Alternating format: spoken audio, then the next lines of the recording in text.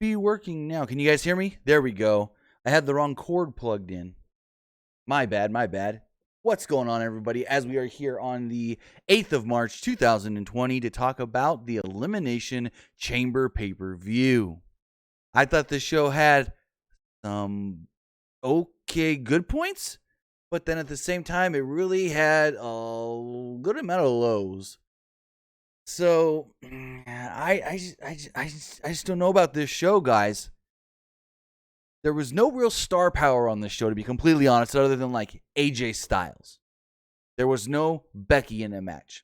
There was no Charlotte in a match. No Roman. No Corbin. No Goldberg. No Wyatt. No Cena. Nothing like that. And it was just like, what did people tune in for? What were you tuning in to see when you said, I'm going to watch Elimination Chamber? There was nothing really, I guess you say, eye-catching on paper. It's not like, oh crap, that match looks like it's going to be fun. Now, the SmackDown Tag Team Championship match, that match to me going in, I was like, that's going to be match of the night. That should be a pretty good match. And that match was great. Kristen says, I feel angry with sadness. Why? I don't understand that comment at all. But, I mean, like I said, the show was not that good. But in the end, there was no names on the show. No big-time stars. The biggest stars on this show are AJ Styles, Aleister Black, Braun Strowman, Asuka, and Shayna Baszler. It's almost like outside of AJ, everybody else is, and I hate to say it, mid-card talent. To be 100% completely honest, and I'm not counting Undertaker because he wasn't previously announced for the show. So I just felt like this show, it had no legs to stand on going in, to be 100% completely honest, because again, like I said, it was all the, and I hate to say this, mid-card talent. I get it, Asuka's not really that mid-card, and I get it, Shayna Baszler, they don't want to be mid-card, but a lot of the main roster crowd is still learning Shayna Baszler, and it's easier for people to learn NXT talent nowadays than it was, say, 3 years ago. So that's good for Shayna, but it's just like a lot of the show was just, I'll have it on in the background and listen, to be completely honest. Now, if you did that during the SmackDown Tag Team Championship match, you were going to miss some cool-ass shit. If you did that during the Women's Chamber match, then it was like, okay, I can hear what's going on, and I can visualize it in my head. I'll play a game on my phone while I listen to this match. And that's how a lot of the show was. Kristen says, I feel angry and sad because they didn't give us that WrestleMania ready to go.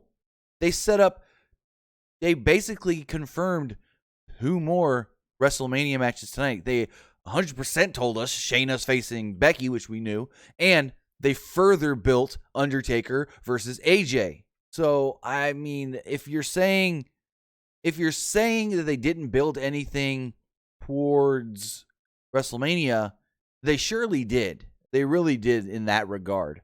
But I don't know. Ashton Tyler says, is anyone watching the history of FCW?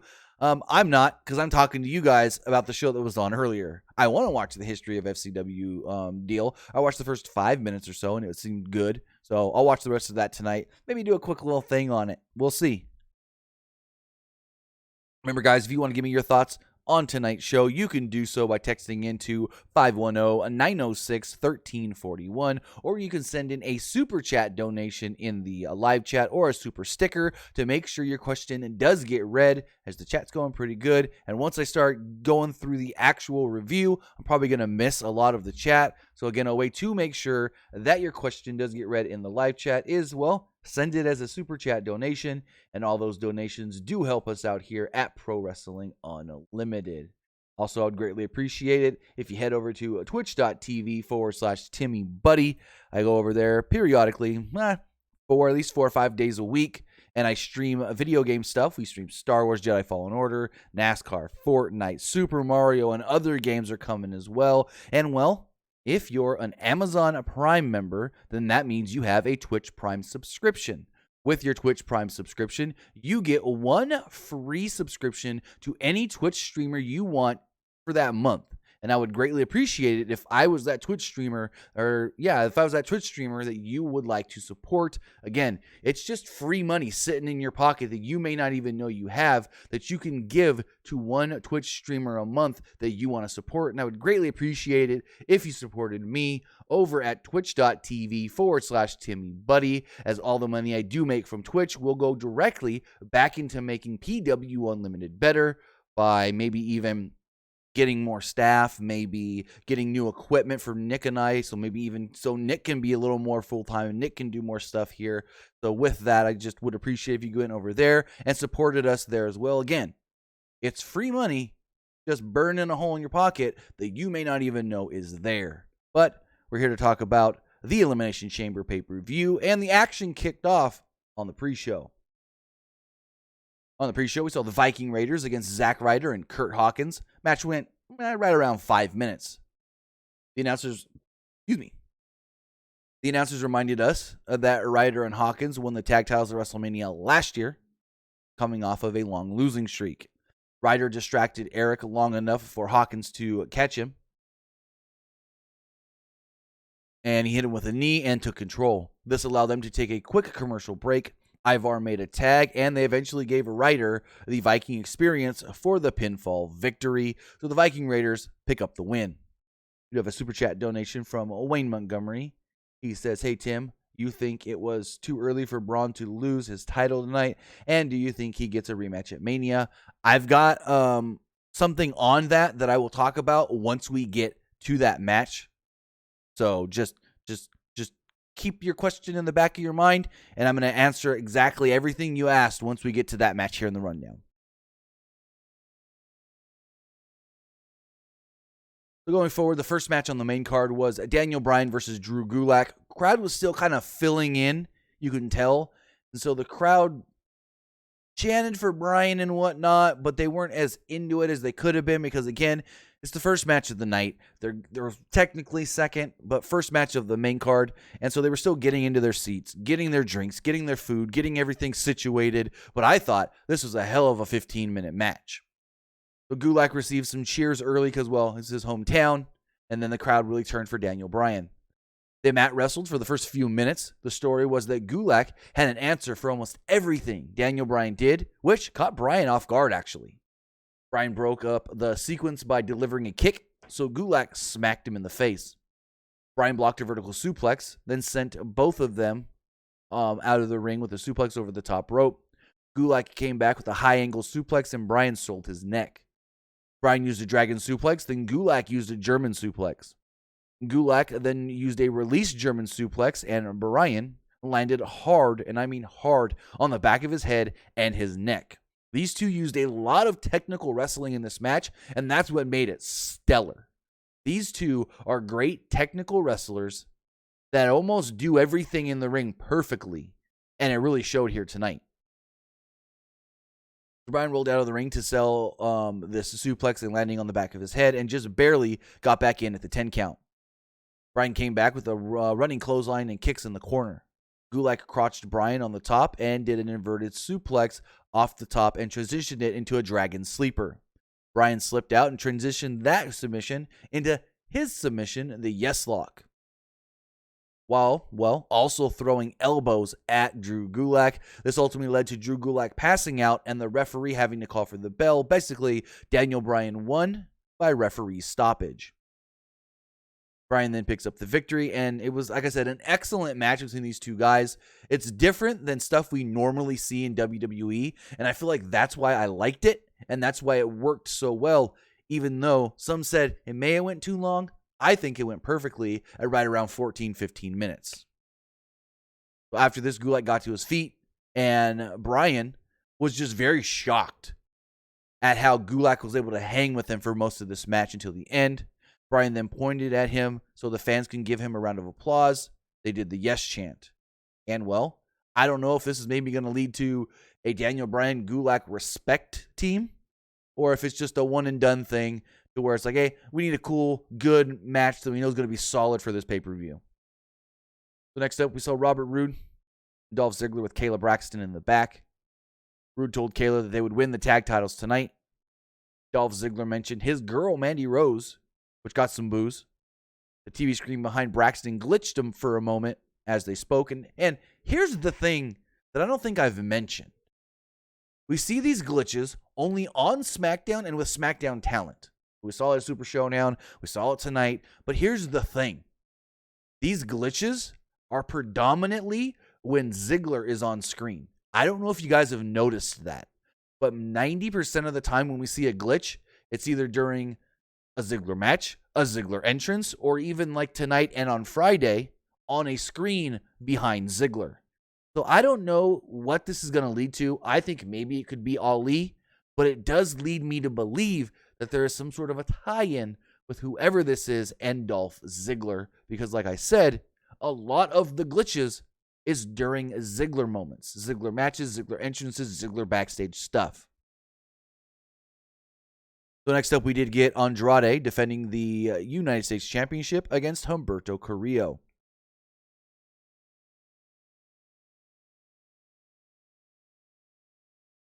Adian Yupa says they did an interview backstage where Bryan said he'll accept Gulak's help. Okay, I missed that then.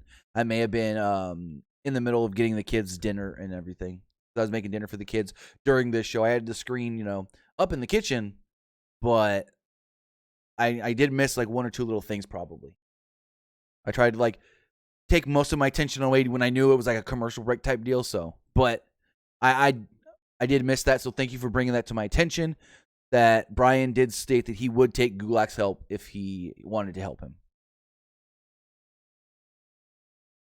We had Andrade versus Humberto again. This is a rematch from a Royal Rumble. Match went about 12 and a half minutes. There was a moment where Andrade did his pose to get heel heat, but the crowd didn't react at all. One highlight was Carrillo doing a big Hurricane Rana off the top rope. This got the crowd into it, and Andrade used a running double knee strike for a 2.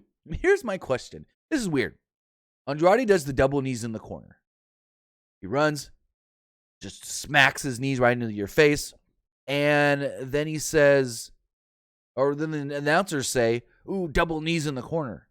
But when anybody else does double knees, like we saw later in the Aleister Black AJ Styles match, it's called a Meteora. So why is it a Meteora when Black does it? Why is it a Meteora when Sasha does it? But when Andrade does it, it's just double knees. I don't get that. Kristen said they've shown glitches during women's matches. I didn't say they've all been during Dolph stuff. I said they've mostly been during Dolph stuff. Most of the time, like 85, 90% of the time, it's during a Dolph segment, a Dolph match, a Dolph entrance. So at one point, Zelina Vega lifted up the black mats, and, well, it wasn't concrete below. Rather, it was black boards to cover up the ice surface here in the Wells Fargo Center because, well, they use this for hockey, and they just covered the floor with the black boards instead of pulling up the hockey rink board or floor, whatever it's called. Andrade tried a DDT on the concrete, as stated by the announcers, but Carrillo countered with a back body drop on the mats, and cool. Andrade took a very safe bump here because he was on triple layer mats. After a Carrillo dive, they traded roll-ups in the ring for a series of 2 counts until Andrade caught him with a roll-up, holding the tights and pinning Humberto Carrillo. I thought this was a really good match, but it's like, if Carrillo's just going to lose again, why even do this? He lost, this is, I think, since October, this is Humberto's 4th United States title match, and he's lost them all. This is the 2nd time he lost it to Andrade, so I don't get where they're going from here. I think maybe a big multi-man match at WrestleMania, but how do you even incorporate Carrillo in that when all Andrade has to say is, he doesn't deserve another shot. He lost to me twice at Royal Rumble and at Elimination Chamber. Next up, AJ Styles told Charlie Caruso, the Gallows and Anderson, well, they'd be with him for this match since it's no disqualification. He said, and I quote, they wanted to watch my match. They wanted to get tickets, but tickets were sold out. So what better than just to have them come down to ringside with me and then get a ringside seat? I was like, okay. He then admitted that it wouldn't be a fair fight because it's never fair when someone has to fight him. Styles then sort of trailed off, and he was just like, oh, hey, yeah, that over, and just walked off. I was like, wait, huh? Like someone or something got his attention, and he just went away. So next up, we got a hell of an Elimination Chamber match for the SmackDown Tag Team Championships. I thought this match was great. It went 32.5 minutes, almost 33 minutes. I had one guy on Twitter kind of try to argue with me that this match wasn't that good and the crowd didn't care about it. I told him, you know what? Your TV must not have been loud enough because this crowd was into this. Multiple holy shit chants, multiple this is awesome chants. Let's get into it right here as each team got their full entrances before taking their time to get into their pods. Took a little bit, but hey, they had to stretch for time. The show ended at like 7:33 Pacific time. They had the time. The Usos and the New Day started off this match, and I go, great. Two teams that we know work well together that should hopefully be able to get the crowd invested in this match, and it did. They said the intervals would be 5 minutes, but according to my clock, the first interval came in less than 4. It was like 3 to 3.5. And the weird thing was, the first interval in this match came within like 3.5. And so it felt quick, but we were told that's 5 minutes. So I'm like, okay, whatever. So when we actually had to wait 5 minutes in the women's match, I'm sitting here going, fuck, how long until someone else comes in this match? It's just Natty and Ruby forever. But anyways, Lucha House Party entered second. Dorado, Metalik, and Kingston fought on top of a pod until Lucha House Party managed to shove Kingston off. Dorado and Metalik each hit dives to the Usos and the New Day. Just in time, the tag team champions Miz and Morrison would enter in. There was a cool spot where Metalik leaped off of a pod and took down Morrison, who was standing on the top rope with basically a super Frankensteiner. Heavy Machinery would come out next, and they tossed everybody around. They repeatedly squished the Usos into the cage. Crowd chanted for Otis big time. They also squished Big E. Then Otis did the Caterpillar. There was a wild spot when Dorado climbed up to the top of the cage, like all the way up to where the hole is. And he starts swinging. And he's swinging. He swings about 2 or 3 times. And finally, he swings himself enough where he swings, lets go, does a goddamn swinging shooting star press. It lands on everybody on the floor except for Heavy Machinery. This was a sight to be seen. This was cool as fuck. And the crowd chanted, holy shit. And this is amazing. So finally, we keep going here, and the crowd popped for this. Heavy Machinery then gave Metalik the Caterpillar and pinned him at the 17-minute mark, eliminating the Lucha House Party. Ziggler and Rude would finally come in as the last entrance into this match. They briefly worked together with The Miz and Morrison. Ziggler climbed a pod to avoid Otis, but Tucker climbed up after him. Then, this big bastard, Tucker, dropped Ziggler into Otis, and then jumped off the top himself with the senton onto the New Day and the Usos. Holy shit. Ziggler and Rude then double-teamed Otis, but he fought them off. Otis tried to charge at Ziggler at one point, but instead Ziggler sidestepped him. Otis crashed through the pod door, then crashed through the backside of a pod, basically falling out of the cage, the chamber, to the floor below. Crowd, soon as we see Otis crash through that second glass, everybody in the crowd jumps up to their feet like, holy crap, what did we just see? Because we've never seen this before. This was a new spot for the Elimination Chamber. Since the Elimination Chamber's been around since 2002, you go into these matches thinking, well, what's new that they can do that I haven't seen before? Yeah, the shooting star off the top is kind of new, but we've seen guys like John Morrison climb all the way to the top and leap off. But this was something different. We have never seen somebody crash through the backside of a pod and fall completely out of the chamber. So I liked that, hey, there was something new here. This then distracted Tucker for just a moment before Tucker really was like, oh, what did you do? What did you do, Dolph? And he got wild and crazy, pissed off. Ziggler and Rude were too much for him, though, and Ziggler hit him with a super kick. Rude hit him with a glorious DDT. 1, 2, 3 at the 23-minute mark. Heavy Machinery was eliminated. I have seen people in the comments. I have seen people on Twitter saying Heavy Machinery was buried. No, they weren't. If Heavy Machinery was buried, they would have been beat clean. They would have been just big move. There you go. But no, this was Otis got taken out by his own omission. Tucker was a little bit too concerned with that and was off of his game, and he got eliminated. It was not them getting buried whatsoever. So the New Day took down Ziggler and Rude at one point. Then the Usos hit dives off of the pods to eliminate Ziggler and Rude at the 25-minute mark as the crowd sang the goodbye song. Basically the whole na na na na na na na na hey hey hey goodbye. This then left 3 teams left in the match. We're halfway through. The Usos, the New Day, and the tag team champions Miz and Morrison. They all fought around for a while until Kingston missed a dive off of a pod. Miz and Morrison then both covered him and eliminated him at the 29-minute mark. We were left with the Usos, the tag team champions. Came down to those 2 teams as Jimmy Uso kicked out of a skull-crushing finale, but Miz put him in a figure 4.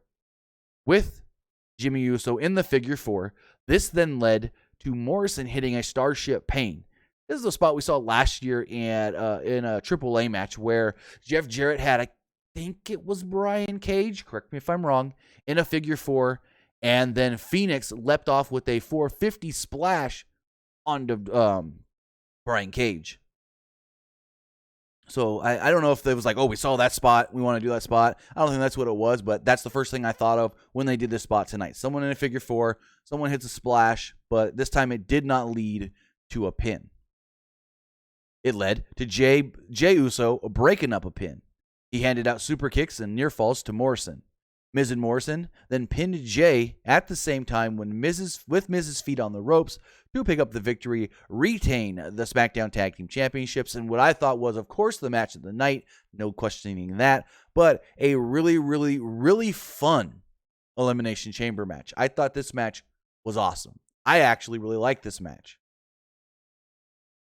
They then let us know Steve Austin will be on Monday Night Raw on the 16th of March in Pittsburgh.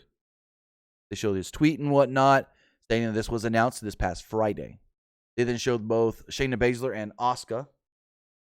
Glasses. Sorry about that. They showed both Shayna Baszler and Asuka warming up backstage. Charlie Caruso asked Natalya about Beth Phoenix and her condition.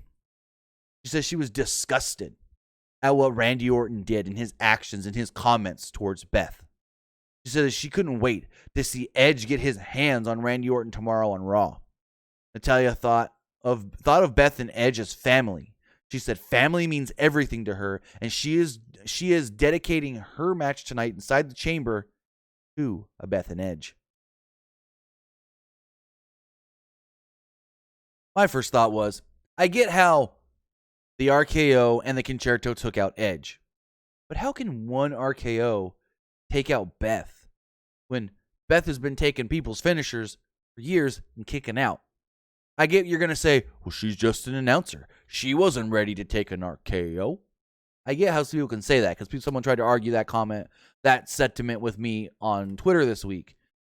But it's just like, I don't see how Beth should have been knocked out so bad from a single RKO. I get it.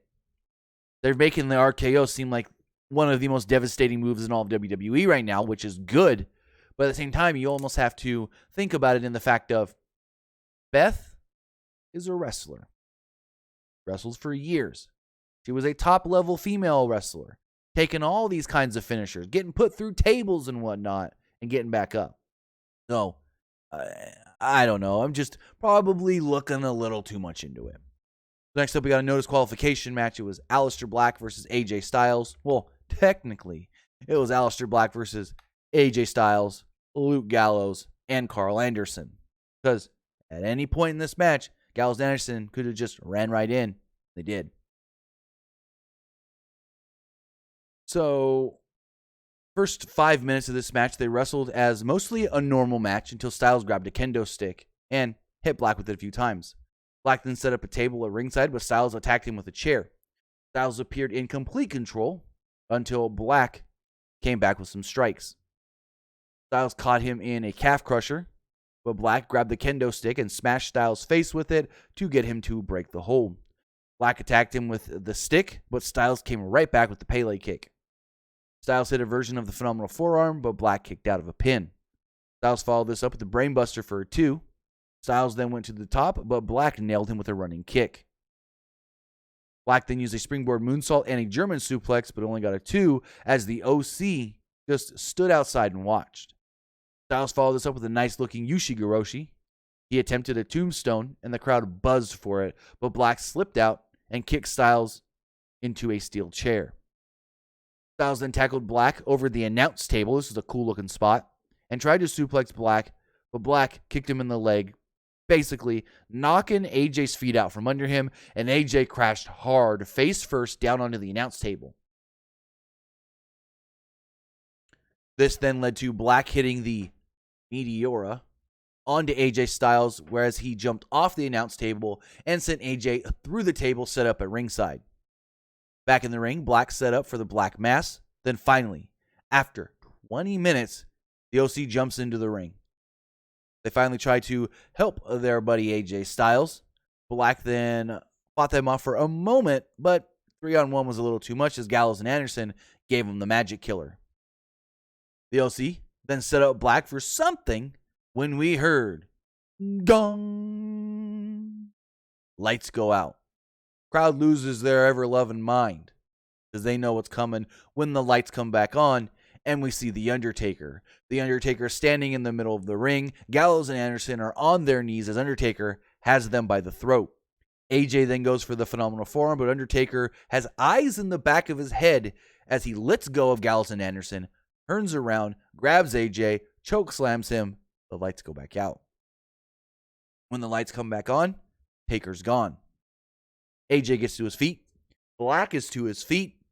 Black then hits AJ with the best Black Mass I've ever seen, and it's probably because AJ sold that Black Mass like his head was literally not figuratively, but literally for reals, kicked off of his neck.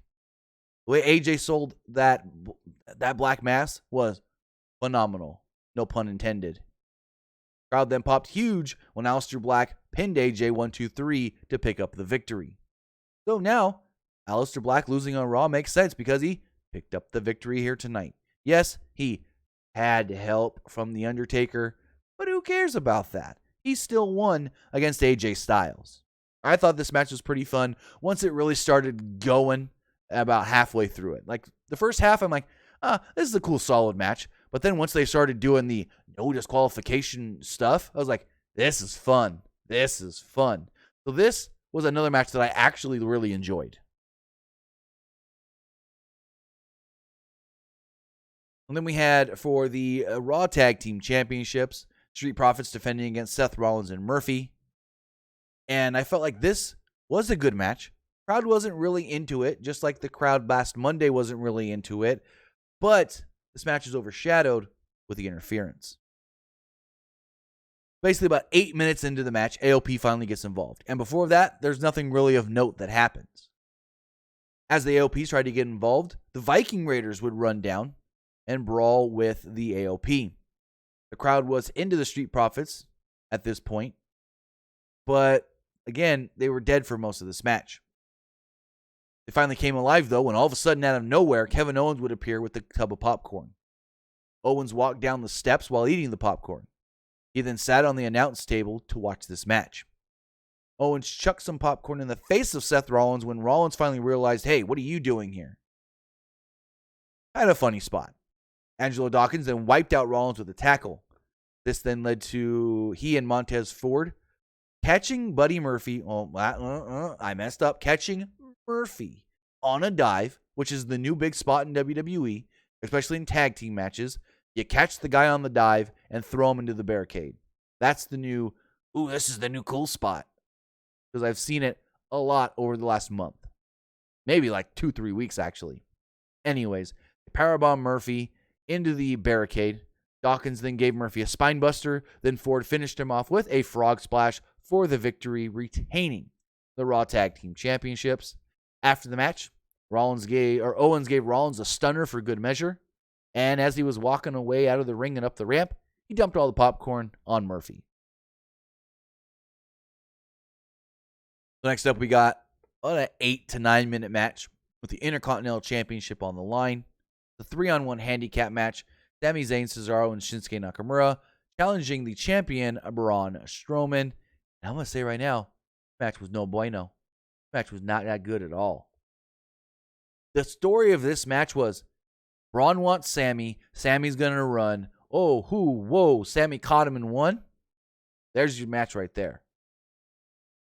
So it started off long and short, or not long, but it felt long. Long little drawn out start here. Zayn did a long promo before the match claiming that he would face off against Strowman and encourage his teammates to remain on the apron. Zayn was lying, of course, as he immediately tagged Nakamura. Strowman no-sold Nakamura's offense and went to work on him. But he wanted to focus on Zayn, like I stated, so Nakamura kicked his leg out and got him. The heels took over. Strowman then tried mounting a few comebacks, but they kept cutting him off because the numbers advantage.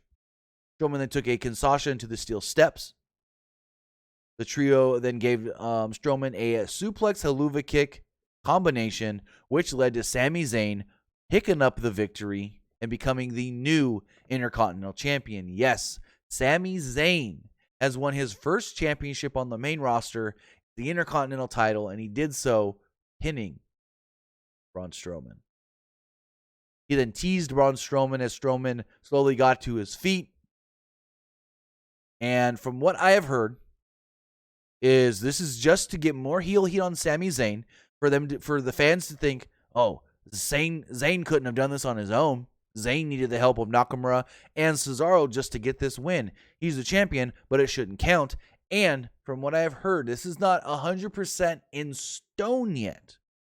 But something's going to happen where Cesaro and Nakamura, well, may happen, because plans can change. But what I heard today was Nakamura and Zayn, or Nakamura and Cesaro, are with Sami Zayn. But eventually they're going to go, we're tired of helping your ass out. We want the belt. We both want to challenge you. Then you add in Braun Strowman, possibly, not going to say possibly because plans can change, but last I heard, 4-way Mania U.S. title. Sami's defending, Cesaro, Nakamura, Braun Strowman. There's a U.S. title match at WrestleMania. Again, that's what I heard today. That's what was told by a trusted source, the same source that's told me a few things that was true over the past week. So somebody that I would trust in telling me something like this. Again, plans can change though.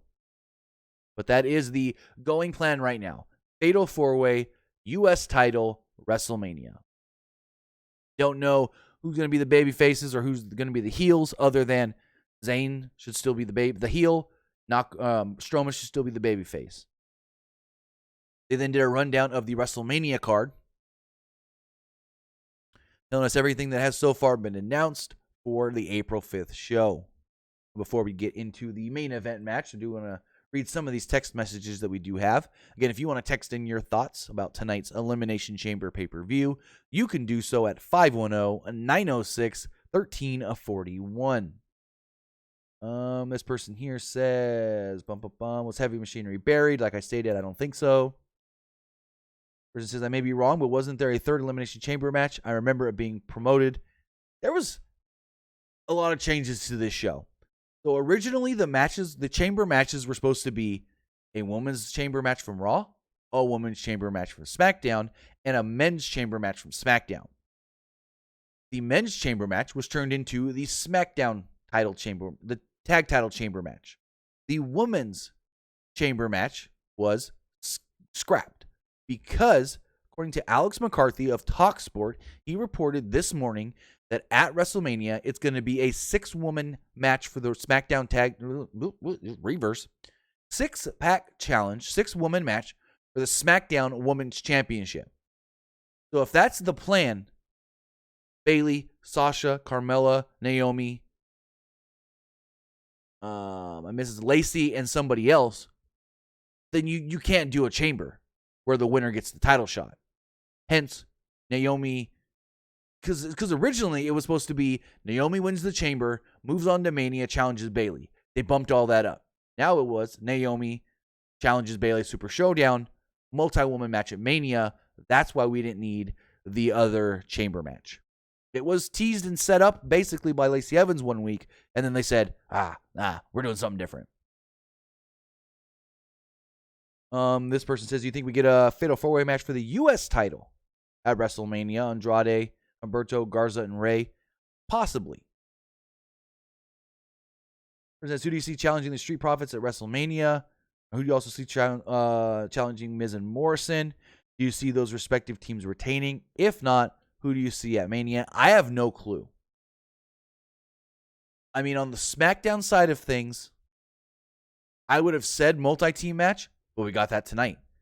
I thought it could have been, as it was previously reported weeks ago, ladder match for the SmackDown tag titles. But you ain't going to do a ladder match for the SmackDown tag titles after doing an Elimination Chamber match for the SmackDown tag titles.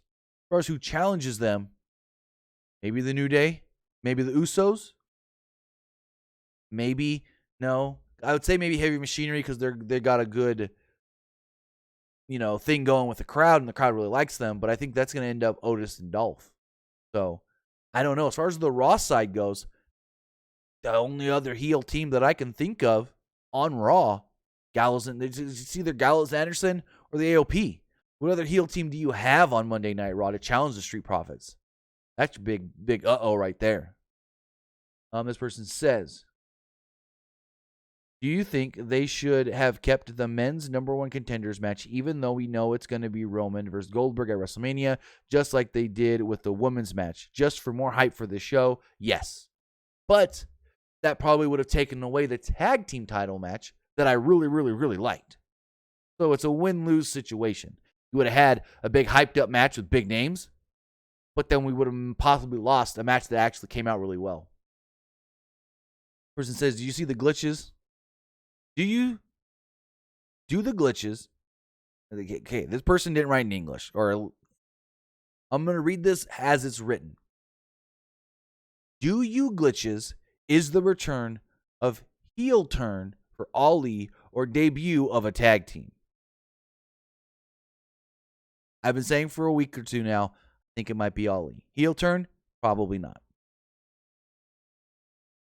Person says, you have any updates on Mania? Is still going to happen? Okay, so tonight they basically told us WrestleMania is on the WWE Network with a long drawn out WWE Network commercial, and WrestleMania was shown 4 times at least. So Mania will remain on the WWE Network. It looks like any talks they were having didn't happen in time. And finally, this person says, if your source is correct based on IC title, do you see Strowman getting IC title back? If not, who? Probably. I can see Braun Strowman regaining, I was going to say retaining, but he would be regaining his title at WrestleMania. But that we will read more text messages as they come in after we talk about this main event. We do have a super chat that I want to read. It says, do you think multi-man title matches are getting too common at WrestleMania? Yes and no.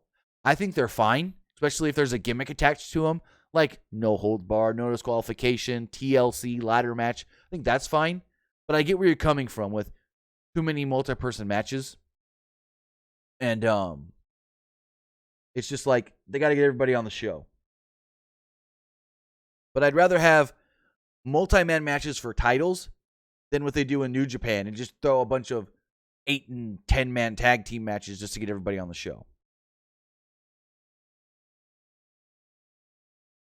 So with that, I do want to remind you guys that you can support us over on Twitch, twitch.tv/TimmyBuddy. Remember, if you're an Amazon Prime member, then you have a Twitch Prime account. With your Twitch Prime account, you can give a 1 subscription to any Twitch streamer you see fit, absolutely free, no charge of you. It's money just burning a hole in your pocket attached to your Amazon Prime account. Remember, you're an Amazon Prime member, you're a Twitch Prime member. You can support us on Twitch, twitch.tv/TimmyBuddy. I would greatly, greatly appreciate it if you would subscribe to our Twitch channel, to my Twitch channel. All the money I do make over there on Twitch, will go directly back into helping grow Pro Wrestling Unlimited. Krista McNutt, with a Super Chat donation, states they did a six-pack challenge for the women's title match at WrestleMania 33, yet 3 years later, rumor for six-pack challenge at WrestleMania 36. Nothing wrong with it. They did it before. Fine. Whatever. You remember WrestleMania 20? Both the Raw and the SmackDown Tag Team title match was a Fatal 4-Way. They did the same thing in 2 matches. It doesn't matter. That was 3 years ago. That's like saying, I don't want to see John Cena versus The Fiend again because they did that at WrestleMania 30. It's fine. It's not like it's the same match from last year. It's not like it's the same 6 women. No, changing it up a little bit. So, go on to our main event. SmackDown. No. I wrote that wrong. The women's Elimination Chamber match from Raw. Winner moves on to WrestleMania to challenge Becky Lynch for the Raw Women's Championship. Match went 21 minutes long. Ruby Riott and Natalya started off the match, and a lot of this was, hey, Liv Morgan, look what I can do. Hey, Liv Morgan, this could be you soon. Hey, Liv Morgan, when are you getting in the match so I can whip your ass? It was kind of like, what? Crowd was completely dead. Other than like a small subsection of the crowd kind of going, just because they knew everybody else was dead. So they were like, let's try and do something. So Ruby and Natalya worked each other over for the first few minutes of the match. And like I stated, in the men's chamber, that first interval was 3 to 3.5 minutes. So it felt quick. This one was a true 5 minutes. So it felt longer than 5 minutes because of what we felt earlier. I was like, God, is this really 5 minutes? And I looked down because I timed it. And I was like, oh, yeah, it is. It felt like 8.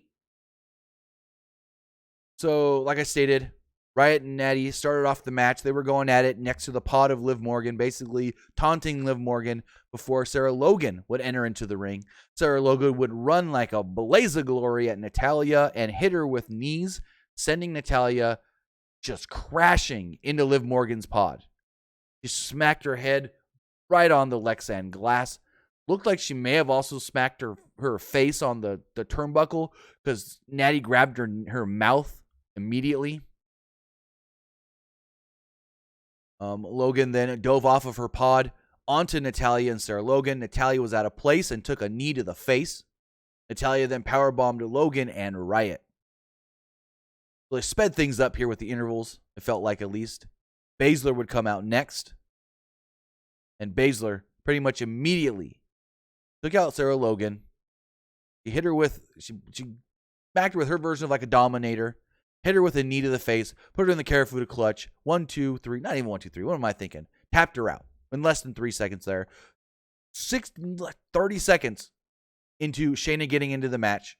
Taps out Sarah Logan. She's gone. That's a 7-minute mark of the match. Right after that, she runs over to Ruby, does the same 3 moves, and at the 8-minute mark of the match, Ruby's gone. Then, Natty takes some punishment. Throws Natty into the empty pod, and Natty's kind of like, I'm going to try and show you a visual here, in case you forgot already.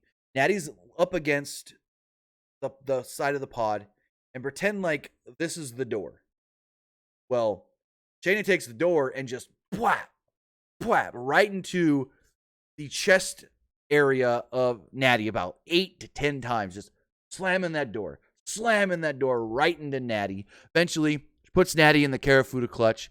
Natty doesn't want to tap out. Natty eventually has to. And at the 9.5-minute mark, Natty is eliminated. Shayna Baszler's all alone. We got Asuka in her pod, talking shit. Got Liv Morgan in her pod, just waiting for her time. Asuka's yelling at her, making fun of Shayna's entrance, going, oh, you kiss when you come out. Asuka's just trying to piss off Shayna. And it was epic and great. And I just love Asuka. But Asuka doesn't come out next. It's Liv Morgan. Baszler takes Liv Morgan and swings her into the cage. Or the cage, I guess you can call it. The cell, the chamber. Sounded painful. Baszler then puts Morgan in the Karafuda clutch. And she passes out at the just shy of 15-minute mark. Then she walks back over and she just stares at Asuka and waits for Asuka. And they're yelling at each other. They're talking crap Finally, we get the countdown of 10, 9, 8, 3, 2, 1. Shayna gets back in the ring and goes, come at me. Come at me. She's not going to run at Asuka. She's not going to try and cut Asuka off before she can get out of her pod. And the referee goes to open the door. And Asuka's standing there. And she goes, other door. And so they pull the other door. And so Asuka gets in the ring. And these two go at it. Asuka misses a roundhouse kick. But then connects with a running hip attack. And then kicks Baszler in the chest. Baszler caught her with some kicks of her own. Asuka hit a roundhouse kick and applied the Asuka lock. Baszler then rolled around the ring, finally getting to the outside of the ring, leading to Asuka having to break the hold because, well, all the rolling around was just kind of like, oh, crap, Asuka lost her grip. Kind of. Shayna gets to her feet. Asuka still got the grip. Eventually, Shayna targets the injured wrist of Asuka. Asuka then managed to fight out of a Karafuda clutch, but Baszler went back to the wrist. Baszler would then follow this up with the knee. Well, first, her version of the Dominator, the knee, Karafuda clutch, and Asuka passes out for elimination at the 21-minute mark. And the Asuka-Shayna stuff was good. I thought those two together, I thought that was pretty good. Now I get why that match didn't happen on Raw. Yes, Asuka did kind of hurt herself. She was kind of hurt. So it was kind of like fortuitous that if that match would have happened on Raw and Asuka would have got beat, then no one would have cared and it would have been like, Shayna's going to win. Shayna won on Raw. But I'm glad that match didn't happen on Raw.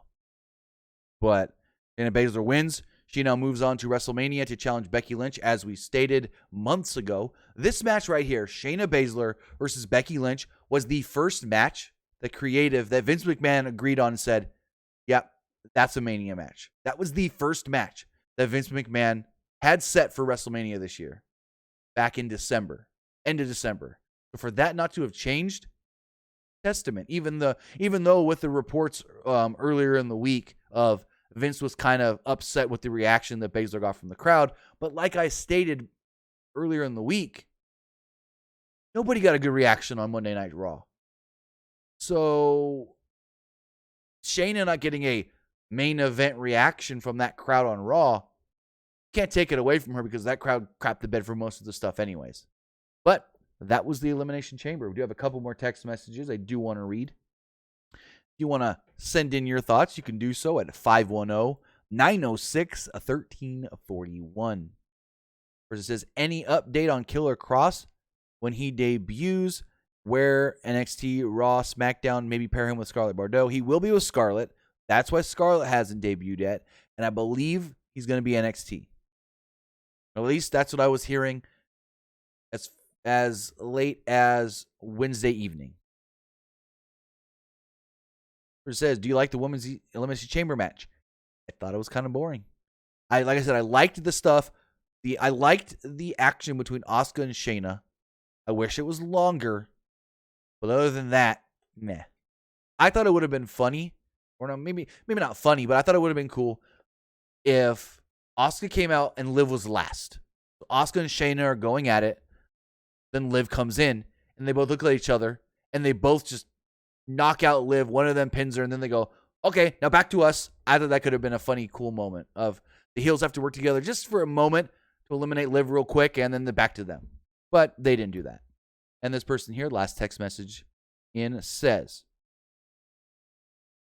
I think WWE might still have WrestleMania for ESPN Plus to maybe attract more viewers because subscribers that might have Plus already might be more likely to watch if offered to them if you saw Goldberg and Reigns. So if WrestleMania was going to be on ESPN Plus, it would not be on the WWE network. So for WWE to be promoting WrestleMania available on the WWE network like they did tonight, that leads me to believe it's not going to be on ESPN Plus, because why would ESPN pay WWE the rights to air WrestleMania if there is another way for people to get this? Say, just spitballing, say they go the UFC route. WrestleMania is on ESPN Plus. $4.99 for ESPN Plus, plus $60 for WrestleMania. If it's also on the network for $9.99, where do you think people are going to go? WWE Network or ESPN Plus for $65. So with them, like I said, with them basically telling you get the WWE Network for WrestleMania, I don't believe that it's going to an ESPN Plus service because it wouldn't be worth it for ESPN to pay WWE however much they would pay them because they're not going to get that return with people being able to order it on the network. So that's why I believe it's not going to be on ESPN Plus. But with that, I want to say thank you guys for joining me here tonight to talk about the Elimination Chamber pay-per-view. I want to thank everybody who watches later right here on YouTube and listens on podcast services all around the world like iTunes, Google Play, Stitcher, Spotify, iHeartRadio, and so much more. Again, I want to say thank you guys for joining me here. Knived Yelk says it's $10.55 now for the WWE Network. I got charged back on March 1st, $9.99. So I don't know if maybe you're in a different country and it's $10.55. But when I got charged on the 1st, like I'll look it up right now. Hold on. I'll tell you exactly what I got charged when I got charged for the network. Let me log into my bank and see. Because I was not $10.99 or $10.55 for me. Let me log in.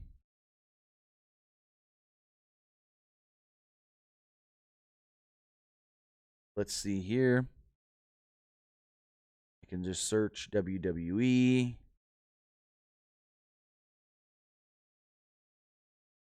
WWE. Yep. March 2nd, 2020, $9.99 is what I got charged. So I don't know why you got charged $10.55, but I got charged $9.99. Like I can $9.99. So I don't know why you got charged more, but you got charged more. But with that, I want to say thank you guys for joining me here tonight to talk about the Elimination Chamber pay-per-view. We'll be live again tomorrow night for Monday Night Raw. And I believe Kenny from a Kenny for Your Thoughts podcast should be joining me tomorrow morning for the wrestling wrap-up. If he doesn't, I'll probably still go live with that myself around 10 a.m. Pacific time. So with that, have a great night, guys, and we'll see you tomorrow.